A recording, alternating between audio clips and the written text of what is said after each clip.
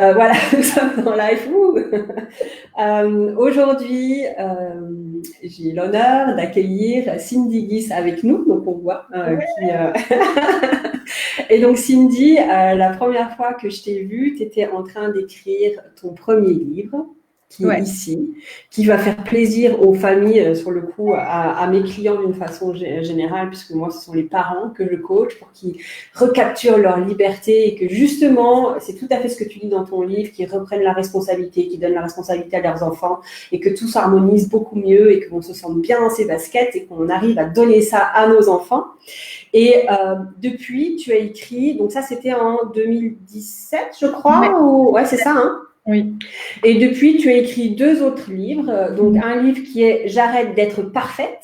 Oui. Miss Parfaite. D'être moi-même. C'est ça. Wouh. Et puis le deuxième, c'est si c'était un abus Spirituel. spirituel. Ouais, tout à fait. Donc là, c'est beaucoup plus ciblé et beaucoup plus. J'ai l'impression beaucoup plus lourd aussi. Ouais, là, j'ai vraiment mené une enquête, j'ai récolté des témoignages, j'ai fait un récit, une boîte à outils. Donc, ouais, c'était. Voilà. Chaque fois, j'explore des nouveaux thèmes. Voilà. Qui te tiennent à cœur. Et donc, justement, aujourd'hui, tu vas nous parler, pour ces 10 minutes anti-stress, tu vas nous parler de toi, tes 2 astuces anti-stress, qui sont à l'opposé l'une de l'autre. Donc, Oui. je sais pas, tu veux commencer par laquelle?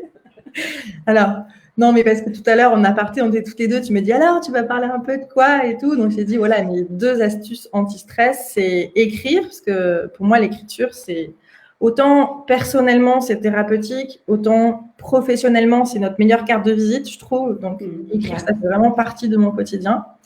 Et donc, je pense que c'est vraiment une astuce anti-stress. Après, il y a des fois où écrire ne me suffit pas et à la maison, on a un punching ball et voilà, on tape fort dedans, tu vois. Tout à fait. Ce que tu me disais, alors nous, le punching ball, donc moi, quand j'étais adolescente, je rêvais d'un punching ball dans le coin de ma chambre, je le visualisais, le truc.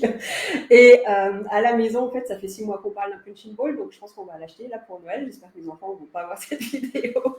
Et toi, tu as fait l'achat entre les 2 confinements. Ouais, pour le premier, on ne l'avait pas et on s'est dit, mais il nous faudrait tellement ça. Quand ils ont annoncé le deuxième, tout de suite, on a dit, OK, dans 24 heures, il nous en faut un parce qu'on ne peut pas traverser un deuxième confinement sans ça. Et tu vois, encore hier soir, on était à table et j'ai une petite fille de 5 ans. Non, c'était pas le soir, c'était au goûter, pardon. On rentre de l'école, donc je lui donne du goûter. Et puis, c'était des petits biscuits industriels. Et elle me dit, je peux en avoir encore? Et je lui dis, bah maintenant, ce serait peut-être bien, si tu as encore faim, de prendre un fruit, parce que, bon, tu as eu assez de biscuits. Et elle me dit, maman, dans mon corps, là, je sens que mon corps, il a vraiment envie de te taper. Je lui dis, d'accord, bah alors tu peux dire à ton corps qu'il peut aller taper le punching ball ou un coussin, le canapé, ton matelas, mais il peut pas taper ta maman. Elle me dit, oui, je sais. Donc tu as dévié. Mais on peut aussi s'énerver avec l'écriture, parce que finalement, on n'est pas obligé d'écrire sagement.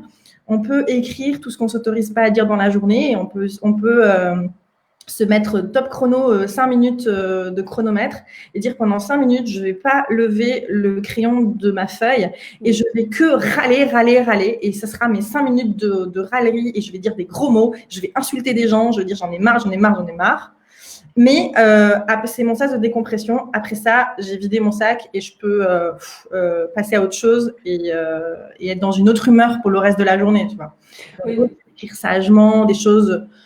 C'est privé, quoi. On peut faire ça mal, on peut faire des fautes d'orthographe. Voilà, on peut s'autoriser, sortir de la peur du jugement. Tu sais, cette peur du regard qu'on avait quand on était au lycée avec notre prof de français. On disait, est-ce que j'ai bien écrit ou mal écrit? Voilà. Est-ce que c'est le bon style avec les bons mots, le bon. C'est ça, il n'y a pas de bons mots ou de mauvais mots quand on écrit pour soi. Donc toi, tu proposerais d'utiliser l'écriture en disant, voilà, en effet, s'il y a un trop-plein quelque part, et on peut pas, c'est difficile de dire son trop-plein, parce qu'en effet, là aussi, il faut qu'on reste correct quelque part. Ben oui, il faut être diplomate, il faut faire attention aux émotions aussi des autres, il faut prendre sa responsabilité.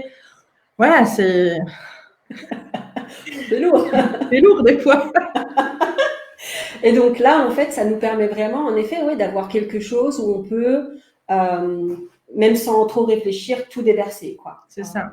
Est-ce que tu proposes, parce que donc il y a cette écriture, comment dire, automatique. Donc moi, je sais que j'ai utilisé ça à un moment donné, ça m'a fait énormément de bien. J'avais envie d'exorciser un truc qui était là, et donc j'ai commencé à écrire de façon automatique.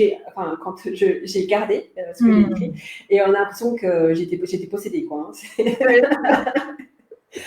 Est-ce que tu proposes de faire ça ou non, il faut être plus quand même dans ses pensées qu'est-ce que tu proposes? Moi, je suis contre les il faut. Donc, c'est plus de quoi j'ai envie ou besoin aujourd'hui. Et je pense que la meilleure écriture, c'est celle qui vient spontanément, soit parce qu'elle est... Tu sais, j'aime bien visualiser aussi où est-ce que se situe mon processus créatif aujourd'hui. Est-ce qu'il est dans ma tête? Est-ce qu'il est dans mon cœur? Est-ce qu'il est dans mes tripes? Est-ce qu'il est coincé dans ma gorge? Enfin, voilà. Et des fois, on peut partir de ça aussi. Et il y a des jours où vraiment, on se dit, bon, j'aimerais écrire, mais vraiment, juste, ça vient pas. Je sais pas du tout par quel bout tirer le fil. Eh ben, on peut commencer comme ça en disant aujourd'hui, je ne sais pas par quel bout tirer le fil, j'ai l'impression que je n'ai pas d'inspiration, on dirait que je ne sais pas quoi écrire. Et en fait, là, ça y est, t'es parti. Tu vois. Ok. Ce qui est certain, c'est que le processus créatif, peu importe ce qu'on crée, que ce soit de l'écriture ou cuisiner ou faire un Scooby-Doo, enfin, j'en sais rien, à partir du moment où on enclenche notre mode créatif, on est plus heureux en fait. On est en train d'activer des hormones de bonheur dans notre corps. Ça, c'est sûr et certain. J'ai une copine qui est illustratrice et qui écrit des livres aussi et qui me disait qu'elle entraînait ça tous les jours parce qu'en effet, c'est un muscle. Et j'étais là, pourtant, elle est hyper créative. Elle me dit non, dès que j'arrête, je le sens que c'est plus là. Et donc, c'est pour ça que je le fais tous les jours, même si j'ai pas l'intention là de publier un livre ou d'écrire une histoire, mais c'est vraiment un entraînement. Et pour faire le parallèle, je fais du coaching de carrière, donc j'aide les gens à redesigner une nouvelle carrière. Et on va énormément dans le côté créatif et je me rends compte à quel point, pour beaucoup de personnes, c'est difficile de passer dans le côté un peu rêverie, et à quel point, quand on y arrive, c'est juste génial. Ouais, on est beaucoup plus heureux et quelque part centré. C'est un peu... Oui. Quand on est habitué à utiliser notre imaginaire au quotidien, on peut s'entraîner à utiliser notre imagination avec l'écriture, mais finalement, c'est aussi ce qui fait que, j'en sais rien, la gouttière est pétée et on va mettre une botte en plastique parce qu'on attend que ce soit réparé, quoi, tu vois. C'est-à-dire que d'un seul coup, on active en soi les ressources que tout est possible et que on n'a pas de limite, on n'a pas de barrière mentale. Et ça, je pense que c'est vraiment à la portée de tous, peu importe. C'est des fois, j'ai des gens que j'accompagne, ils disent oui, mais moi, je suis 10, oui, mais moi, je suis pas née en France. Non, on s'en fout, en fait. Là, on parle pas de ça. Le processus créatif et l'imagination, c'est vraiment à la portée de tous. Et un exercice qui aide beaucoup aussi anti-stress avec l'écriture, c'est de faire une métaphore de son problème, de se dire, OK, si je prends ma journée pourrie, et je me disais que c'était la journée de Petit Ours Brun, j'en sais rien, tu vois, ça ferait quelle histoire? Et donc, en écrivant à ce sujet-là, tu es déjà en train de transformer, parce que finalement, tous les êtres humains, on ne se rend pas compte, mais ce qu'on fait tous les jours, c'est se raconter des histoires à nous-mêmes dans notre cerveau, dans notre dialogue intérieur. On fait que se raconter des histoires. Quand on les met sur le papier, des fois, on les transforme et on change notre scénario pour se raconter des nouvelles histoires. Ouais. Il y a un journaliste qui a dit une fois, il faut choisir sa fiction parce que voilà, en tant que journaliste, il a affaire à des faits différents et tout ça. Et il dit en fait, la réalité, ce n'est pas la réalité. Il y a plusieurs réalités dans une vision qu'on a. En fait, il faut choisir sa fiction. Et j'avais bien aimé cette phrase-là. Et en fait, c'est ce que tu viens de dire, quoi. En fonction de quand on écrit nos problèmes sur le papier, on peut choisir notre fiction. Ça nous permet aussi d'avoir un angle d'attaque différent et de voir les choses différemment. Et j'aime bien utiliser aussi cet exercice de me dire si j'étais un oiseau et que je prenais de la hauteur et que j'étais spectateur de cette scène, il y aurait quoi dans mon angle de vue? J'observerais quoi? J'entendrais quoi? Et donc voilà, me dire aussi si j'étais un oiseau, ça se raconterait comment mon histoire là? Ouais, tout à fait. Ouais. Est-ce que tu as un site internet où on peut proposer aux gens d'aller faire un tour, voir tes conseils Je pense que sur Messenger, je t'ai mis un lien. Je ne sais pas si tu arrives à le récupérer, mais en ce moment, j'organise un un challenge complètement gratuit où tous les jours, je donne un exercice créatif. Ah, cool. Et ça se passe dans mon groupe privé Facebook. Okay. Où les gens s'inscrivent.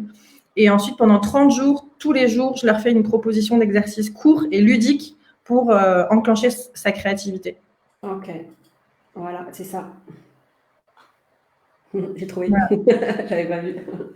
Ok, et je leur mettrai je leur mettrai en dessous dans les commentaires, comme ça les personnes pourront juste cliquer dessus. Et voilà, je trouve que c'est une super idée. Ça permet de terminer l'année en beauté et sur une note créative pour justement trouver des solutions pour l'année à venir. J'avais envie de finir aussi sur cette image que à partir du moment où on sait que écrire, ça va nous décharger, nous rendre heureux, ça va faire baisser notre stress, ça va nous aider à lâcher prise, à évacuer.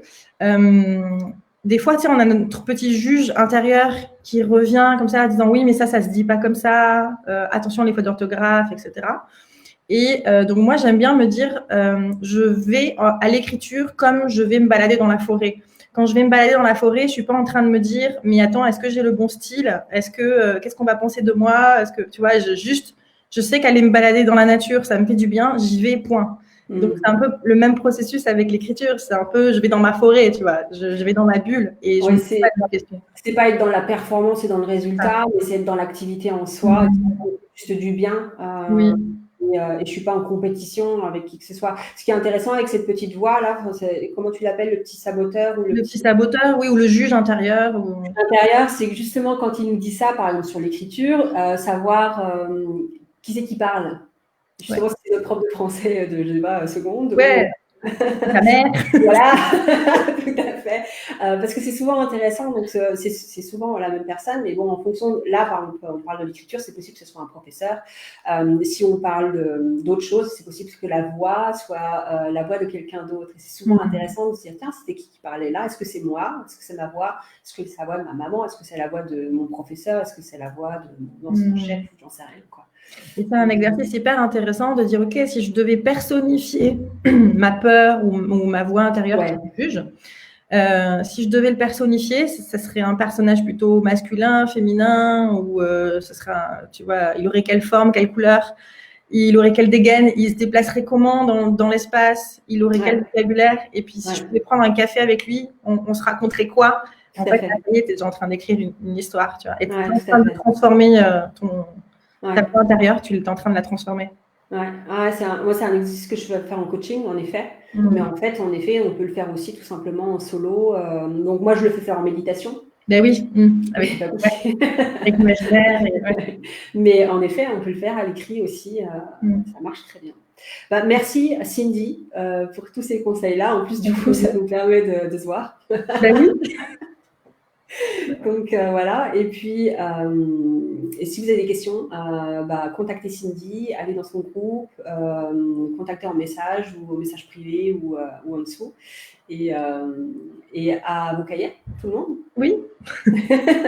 Au revoir tout le monde. Ciao.